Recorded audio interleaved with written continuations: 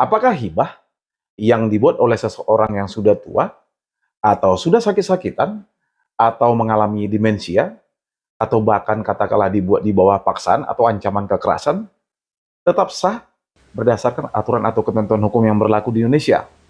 Dan langkah hukum apa yang bisa diambil jika hibah ini sudah tertuang dalam bentuk akta notaris atau akta pejabat pembuat akta tanah atau PPAT?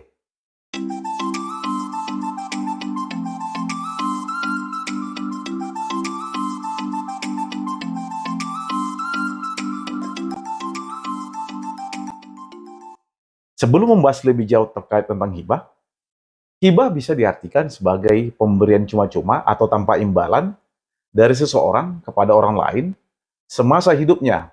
Jadi, hibah berusaha mengikat penghibah dan memberikan akibat hukum sejak penghibahan tersebut itu diterima oleh penerima hibah.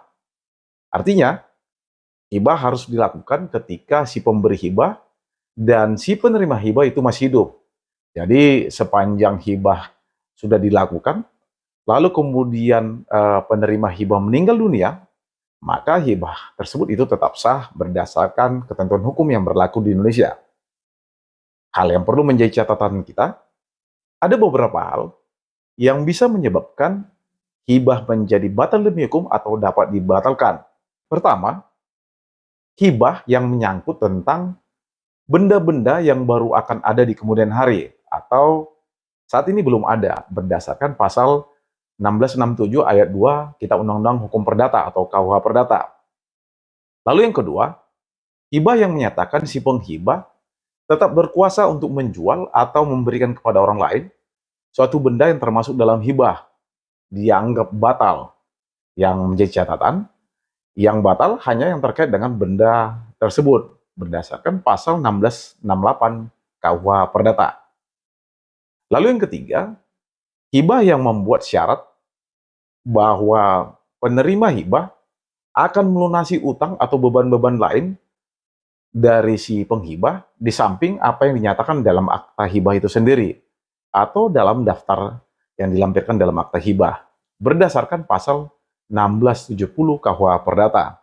Lalu yang keempat, hibah atas benda tidak bergerak menjadi batal jika tidak dilakukan dengan akta notaris berdasarkan pasal 1682 KUH Perdata.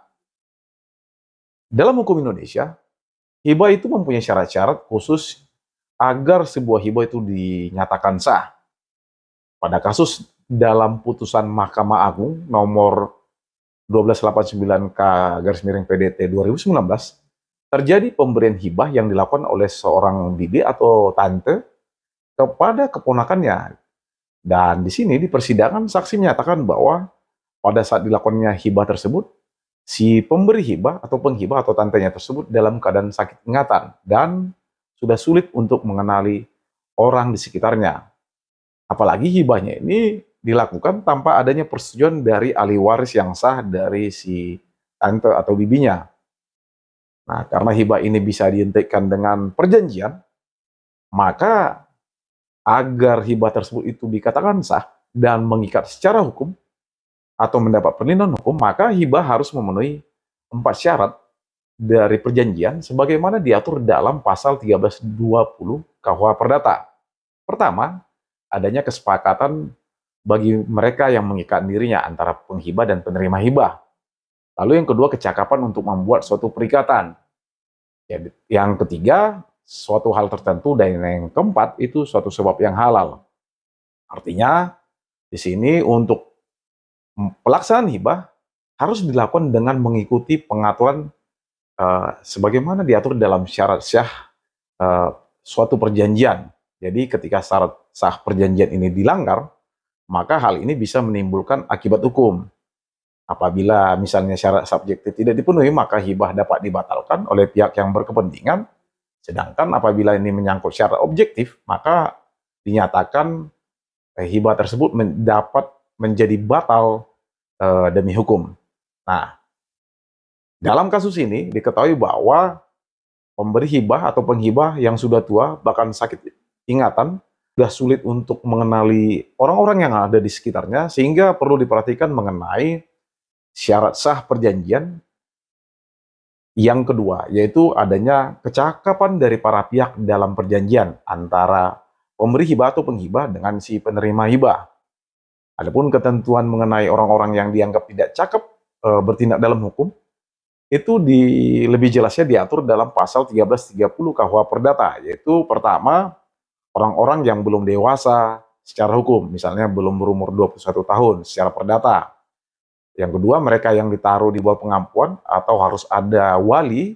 Dan yang ketiga, orang-orang atau perempuan yang ditetapkan oleh undang-undang, dan pada umumnya semua orang kepada siapa undang-undang telah melarang untuk melakukan suatu perbuatan hukum, atau orang-orang yang dicabut haknya untuk melakukan tindakan hukum.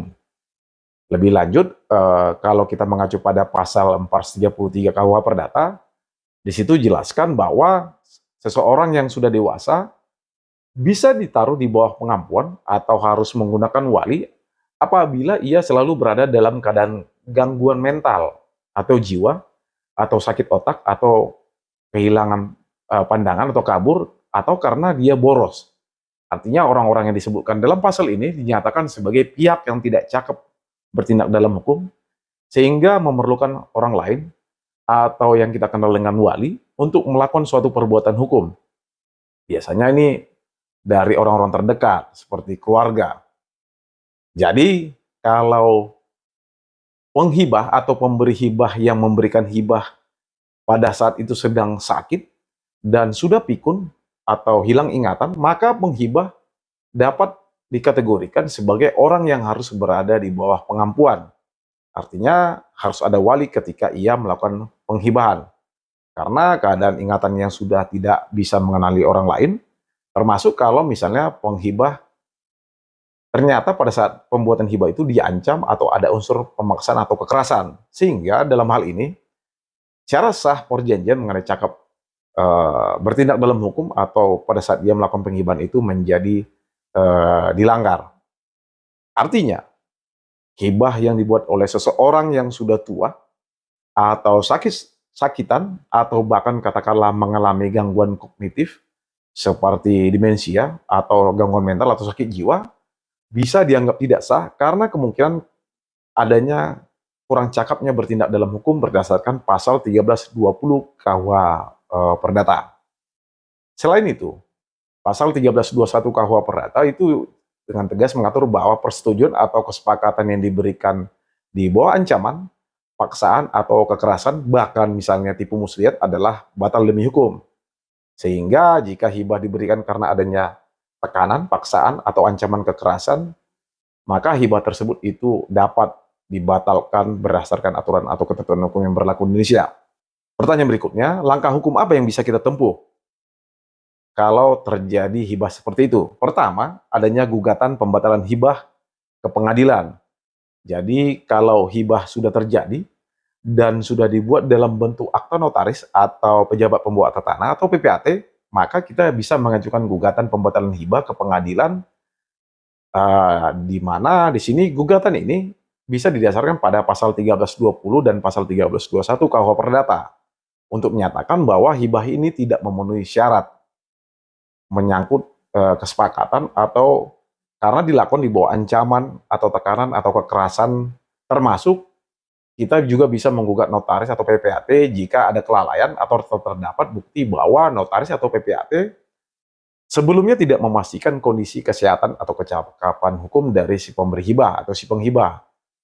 Selain itu, kita juga bisa membuat pengaduan ke Majelis Kehormatan Notaris atau organisasi notaris atau gugatan hukum atas kelalaian yang dilakukan oleh notaris atau PPAT tersebut. Lalu yang kedua, kita juga bisa melaporkan tentang adanya dugaan pemaksaan atau ancaman kekerasan kepada pihak kepolisian atau pihak yang berwajib. Jadi, kalau kita mempunyai bukti bahwa hibah tersebut itu dibuat karena adanya ancaman kekerasan atau paksaan, maka di sini kita bisa melaporkan kejadian ini kepada pihak kepolisian atau pihak yang berwajib. Karena ancaman atau pemaksaan atau kekerasan terhadap seseorang untuk melakukan perbuatan hukum, seperti untuk melakukan hibah, bisa dikategorikan sebagai dugaan tindak pidana berdasarkan pasal 368 KUH pidana tentang pemerasan atau pengancaman. Jadi, kalau Anda pernah mengalami kasus serupa atau merasa ada yang tidak wajar dalam sebuah hibah yang sudah dibuat, baik itu dalam bentuk akta notaris atau PPAT, maka kita bisa mengajukan upaya hukum, baik secara perdata dengan cara mengajukan gugatan pembatalan hibah ke pengadilan negeri, atau mengajukan upaya hukum secara pidana dengan membuat laporan polisi. Kalau misalnya ada dugaan tindak pidana pemaksaan atau ancaman kekerasan agar penghibah membuat hibah, atau juga termasuk kalau misalnya ada dugaan pemalsuan dalam sebuah pembuatan hibah. Demikian dari saya, semoga apa yang saya sampaikan ini dapat bermanfaat buat kita semua. Salam dari saya.